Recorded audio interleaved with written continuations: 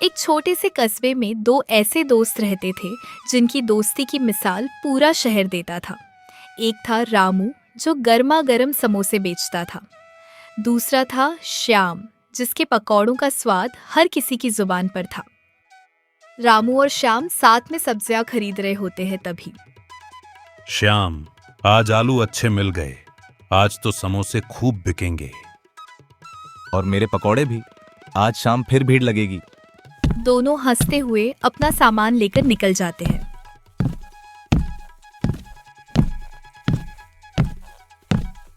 शहर के bus stand पास दोनों अपने अपने ठेले साथ साथ लगाते हैं।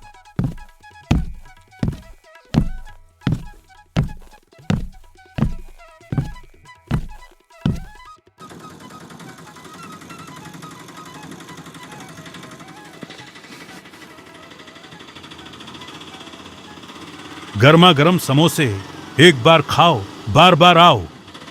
गर्मा गर्म पकौड़े, चाय के साथ मजा ही मजा। ग्राहकों की भीड़ लग जाती है।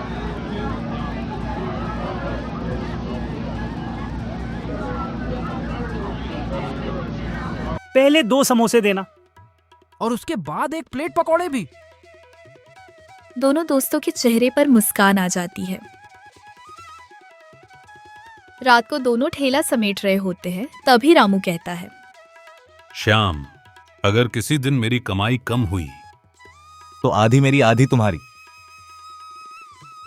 और अगर मेरी ज्यादा हुई तो आधी तुम्हारी आधी मेरी। दोनों जोर से हंसते हैं। सड़क के दूसरी ओर एक बड़ा फास्ट फूड रेस्टोरेंट है। अंदर रेस्टोरेंट का मालिक महेश दोनों ठेलों को देख रहा होता है। ये दोनों ठेले वाले मेरी आधी कमाई खा गए हैं। जब तक ये साथ हैं, मेरा रेस्टोरेंट नहीं चलेगा। तो क्या करें मालिक? इनके बीच ऐसी गलतफहमी पैदा करो कि ये एक दूसरे का चेहरा भी ना देखें। अगले दिन महेश का आदमी पहले रामू के पास जाता है।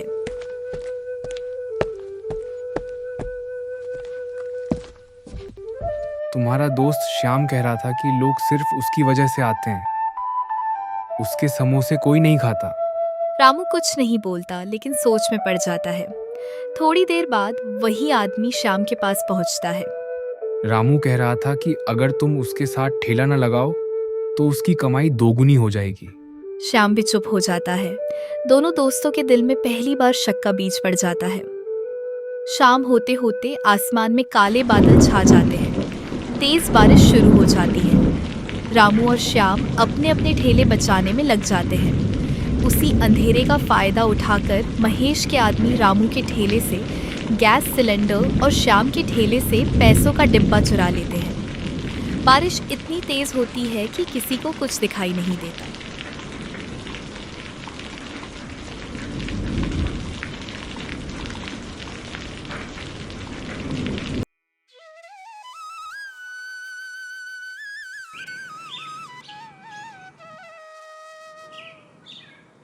अगली सुबह रामू अपने ठेले पर आता है।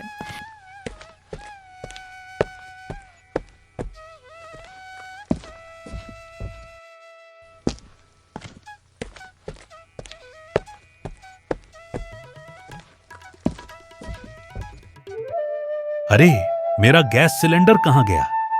मेरे पैसे वाला डिब्बा किसने चुरा लिया?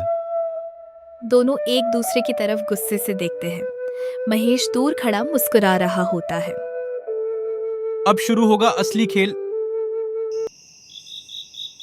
रात भर रामू और श्याम एक दूसरे से बात नहीं करते।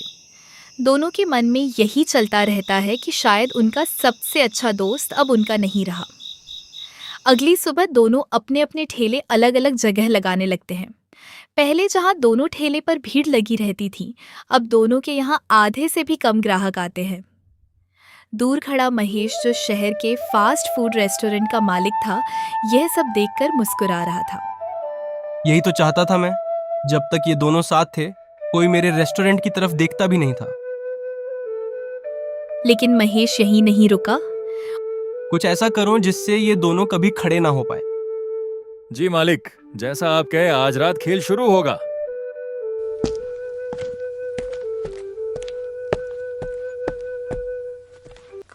उसने अपने 2 आदमियों को भेजकर रात में रामू के ठेले का एक पहिया ढीला करवा दिया और श्याम के ठेले का गैस रेगुलेटर चुरा लिया।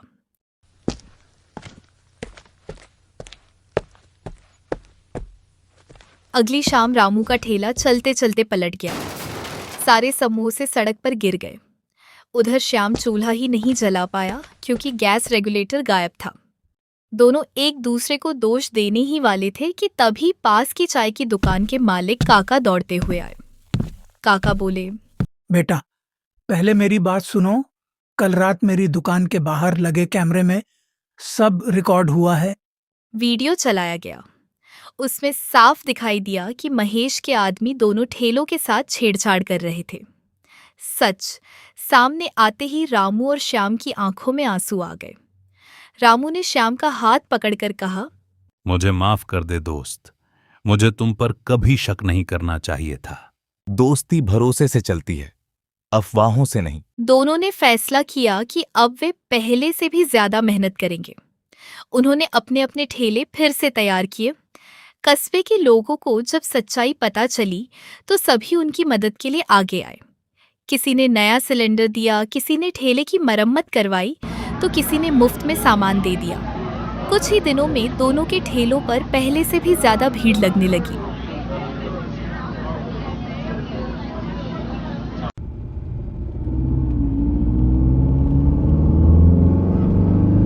एक दिन शहर के एक प्रसिद्ध व्यापारी ने उनके समोसे और पकौड़े खाए। स्वाद और उनकी दोस्ती से प्रभावित होकर उसने दोनों को बिना ब्याज के मदद दी ताकि वे अपना सपना पूरा कर सके।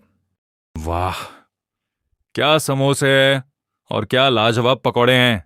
इतनी झर्राटेदार चटनी खा के मजा ही आ गया।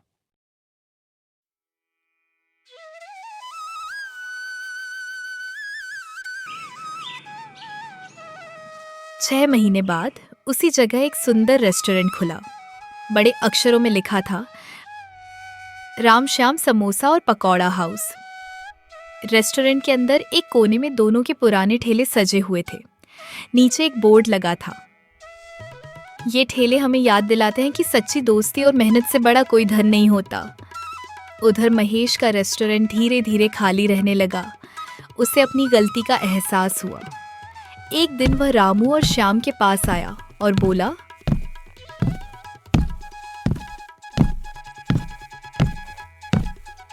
मैंने लालच में आकर बहुत बड़ी गलती की।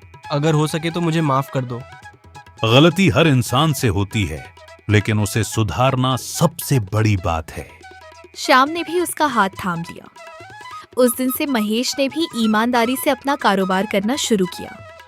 धीरे धीरे तीनों के बीच दुश्मनी खत्म हो गई और पूरा कस्बा फिर से खुशहाल हो गया। दोस्तों, दोस्ती की नींव विश्वास पर टिकी होती है। जो लोग दूसरों को गिराने की साजिश रचते हैं वे अंत में खुद हार जाते हैं, जबकि मेहनत, ईमानदारी और सच्ची दोस्ती हमेशा जीतती है।